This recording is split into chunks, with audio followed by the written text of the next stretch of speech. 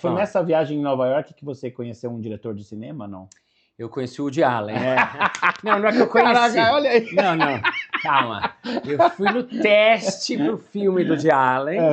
E aí as pessoas, meus filhos, eu tinha falado, pai, como que é essa história? Eles viram em algum lugar que eu...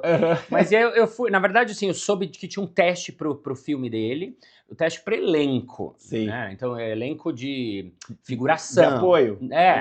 Total, que ele faz aquelas coisas, tá? E tem sempre um monte de gente.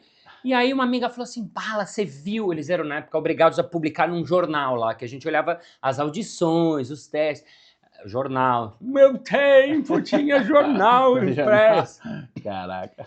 E aí ela falou, Bala, você viu que tem uma audição pro filme dele? Vamos lá. Eu falei, Cíntia, mas não fala inglês direito. Ela falou, Balas, é figuração, só tem que o cara vai... Eu falei, tá bom, vamos. Aí a gente foi.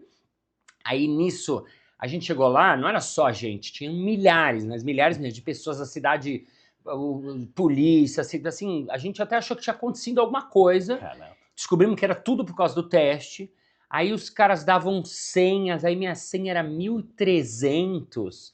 E aí passava galera. De um... aí chegou uma hora, eu falei pra minha amiga, ninguém vai entrar, porque eles estavam chamando de 10 em 10. Imagina, eu era 1.300, pela conta do tempo, não ia chegar nunca no meu número, ia chegar, sei lá, no 150 no máximo. Aí eu fiquei lá, bem brasileiro, assim, preciso. Aí tinha um cara saindo, eu falei, como que é o teste? Não, é rapidinho. Então, eu falei, qual é o seu número? Ele falou, o meu era o 39. Ele tava com o papel na mão, eu falei, você me empresta? Ele falou, tá, ele me deu. Aí eu fui lá na porta, falei, ei, eu 39, o cara já chamou. Eu falei, não, é que eu não vi, não. Tá bom, vai rápido. Entrei. Aí fui lá, não sabia o que ia fazer, tem que falar, tem que atar o time mas dele. Você fala bem inglês, né? Eu falo direitinho, mas na época eu tava começando, assim, realmente não era humildade, eu não falava direito. E aí chegou uma hora, você chegava num lugar, você entregava lá o seu nome, e quando você entrava na sala, assim, quando eu entrei na sala, eu vi, tinham 3 pessoas sentadas, com uma prancheta, e entrava de um em um, ia na frente, a pessoa da produção falava, next, aí tipo, eles davam provavelmente sim ou não. Então, next, era um teste que não era um teste, era 5 segundos. Aí mas era pra ver o physique, não era? Era pra ver o physique, era pra ver como você é pra, sei lá, os caras verem. Aí tá, fui lá, beleza, né, achei meio tosco, mas vamos lá. Quando foi que você entra mesmo na sala, pra você ficar numa fila, e aí só que você entra, você só tá vendo esse ângulo. Quando eu entrei, assim, que eu era o próximo, tipo, depois, o meu era o próximo, eu vi, era o Woody Allen mesmo. Caraca, que tava sentado, fazia, porque eu não imaginei que ele fazia os... E ele tava lá e eu assim, eu fiquei nervoso, foi assim, aí quando chamaram a minha vez, eu falei, next, eu fiz assim, aí quando ela falou, thank you, next, e eu queria fazer qualquer coisa, e me veio um ímpeto, e eu fiquei, eu fiz uma careta qualquer, aí a mulher me deu uma bronca, next, eu, desculpa, tipo, sai, vaza, eu, desculpa, tchau, e fui embora. E claro que eu não fui selecionado. Não foi, mas, pô, só ter tido essa experiência... Foi muito legal, porque eu encontrei com ele. É óbvio que o meu sonho era que eu fosse embora. Ele falou, hey, you, I like your... Well, you are very funny. You're gonna be in my next movie. Mas não rolou. Mas ainda tem, sei lá. Vai que.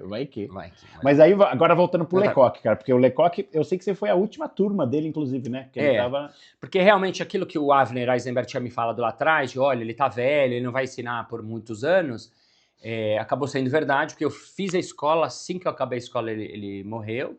Eu não sei se foi alguma relação comigo, falei, ele não dá mais. E dizia, agora desistiu. Pra mim deu. Ele viu que não tinha jeito. Mas eu dei sorte, porque o Lecoq foi um dos grandes mestres que começou a ensinar essa linguagem do palhaço não clássica, que já existia há muitos anos, mas que ele trouxe a linguagem do palhaço para o teatro. E isso era o que me interessava, esse palhaço mais teatral, esse palhaço que ele é sutil, que ele joga no pequeno, que ele tem muito contato com a plateia. Então, para mim, foi uma escola no sentido de que, assim, foi minha grande formação, foi essa primeira escola e tive ainda a sorte de estudar com um master. Mas sabe o que é legal? Vê se eu tô viajando, mas a questão da verdade cênica que a gente vê quando você tá em cena, por exemplo, vem disso, dessa quebra desse ego, por exemplo, que o palhaço tem? Sim, eu acho que sim, porque o palhaço... Essa linha de palhaço que eu trabalho, que antes chamava de clown, agora chama dos dois, né? Mas essa linha de palhaço é uma linha que trabalha muito com a verdade, com a sua verdade. Eu falo até quando eu dou aula de palhaço, né, eu dou aulas do curso de palhaço, curso de improviso, para qualquer pessoa. Quando eu dou as aulas, eu falo para as pessoas, o palhaço não é um personagem que você tem que criar e fazer o meu palhaço, não. Ao contrário, é tirar um pouco as nossas máscaras do dia a dia e ser quem você é. Que parece meio óbvio, ser quem eu sou, né? Eu já Exato. sou quem eu sou. Mas não, a Não gente é é bem cheio assim, de né? máscara, cheio de coisa.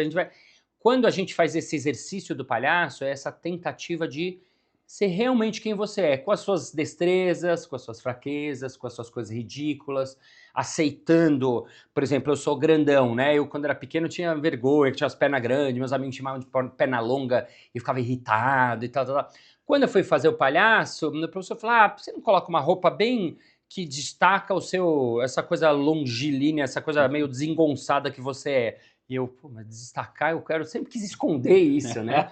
E aí ele falou, por que você não põe um chapéu? Aí eu pus um chapéu assim que me deixa mais Mais altão, alto ainda. os braços, não cobre o braço, deixa o braço para fora, porque você tem esses bração grandes, você vai... Então eu fui entendendo que o palhaço pega as coisas que a gente tem, de ridículo também, compartilha isso com a plateia. É uma caricatura. Eu não chamaria de caricatura, porque eu diria que é como assim, colocar uma lente de aumento, Uhum. é próxima à caricatura, mas é colocar uma lente de aumento, mas de uma coisa que você já tem e já é. Entendi. E aí isso vai pra cena um pouco aumentado. Então, de certa forma, é uma caricatura, assim, você tem uma caricatura, ele desenha... O que mais chama atenção, Exato. nesse caso, mas Você tem razão. Mas o que eu quero dizer é que ele não é um personagem, porque aí no trabalho do palhaço você vai trabalhando as suas coisas, o seu jeito de ser, as suas ideias malucas, as suas coisas que não são tão boas e tá tudo que você tem vergonha. O palhaço divide, né? O palhaço tem essa coisa de ser um espelho do homem, né? O palhaço é aquele que revela... Porque, por exemplo, se você pensar nos artistas do circo, o malabarista, ele com 2 mãos, ele 7 bolinhas, ele desafiando a lei da gravidade. O acróbata, ele vai dar 2 mortais e tchau, cai de pé. Uhum. O cara lá, o trapezista, ele dá um mortal no ar, você fala, ele vai cair. Ele consegue, a gente fala, nossa, eles estão nesse patamar, assim, dos deuses, né? O Sim. homem tentando superar o homem. Quando vem o palhaço não. O palhaço é aquele que tenta jogar as bolas e cai. Ele tenta fazer acrobacia, ele tropeça. E aí a gente ri dele. Por que o público ri do palhaço? Porque ele, de certa maneira, se identifica com ele. Fala, puta, isso acontece comigo. Eu sou assim. Eu Uhum. tento ser incrível, mas às vezes eu caio. Então, ao rir dele, ele tá rindo dele mesmo. Por isso Sim. que, no fim das contas, eu falo que o palhaço é um espelho do homem. Maravilhoso, maravilhoso. Então isso tem tudo a ver com vulnerabilidade.